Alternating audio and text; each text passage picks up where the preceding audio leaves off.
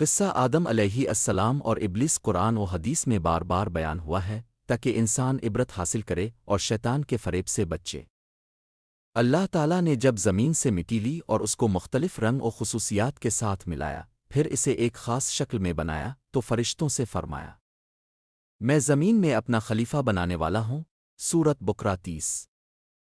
فرشتوں نے عرض کیا کہ زمین پر ایسی مخلوق کیوں بنائی جا رہی ہے جو خون بہائے گی؟ اللہ نے فرمایا، میں وہ جانتا ہوں جو تم نہیں جانتے۔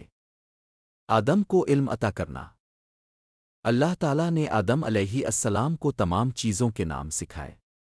یہ ان کے علم اور فضیلت کی دلیل تھی۔ جب فرشتوں سے کہا گیا کہ ان چیزوں کے نام بتاؤ تو وہ نہ بتا سکے، پھر ادم نے سب بیان کر دیے۔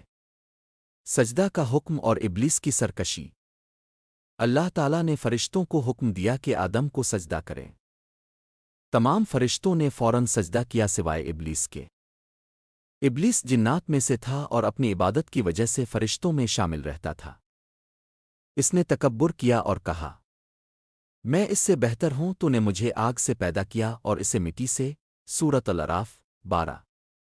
یہ تکبر اور حکم عدولی ہی اس کے لیے لعنت کا باعث بنی۔ اللہ نے اسے جنت سے نکال دیا اور قیامت تک کے لیے مردود قرار دے دیا۔ آدم اور حوا کا جنت میں رہنا۔ اللہ نے آدم اور حوا کو جنت میں رہنے کا حکم دیا اور فرمایا، یہاں آرام سے رہو، جہاں سے چاہو کھاؤ، مگر اس ایک درخت کے قریب نہ جانا۔ ابلیس نے حسد اور انتقام میں آ کر ان کو بہکانے کا ارادہ کیا۔ شیطان کا فریب۔ ابلیس نے جھوٹی قسم کھا کر کہا کہ یہ درخت کھاؤ گے تو ہمیشہ زندہ رہو گے اور فرشتوں جیسے بن جاؤ گے۔ آدم اور حوا نے اس کے دھوکے میں آ کر درخت سے کھا لیا۔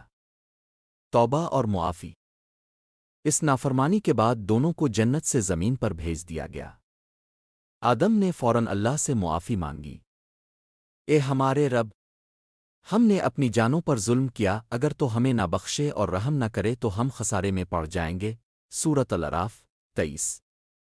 اللہ تعالیٰ نے ان کی توبہ قبول کر لی، مگر یہ طے کر دیا کہ اب تم اور تمہاری اولاد زمین پر زندگی گزارو گے اور پھر مرنے کے بعد تمہیں لوٹایا جائے گا۔ سبق: 1. تکبر اللہ کے نزدیک سب سے بڑا گناہ ہے۔ 2. شیطان کا اصل ہتھیار دھوکا اور جھوٹی امید دینا ہے۔ 3. غلطی ہو جائے تو فوراً توبہ کرنی چاہیے۔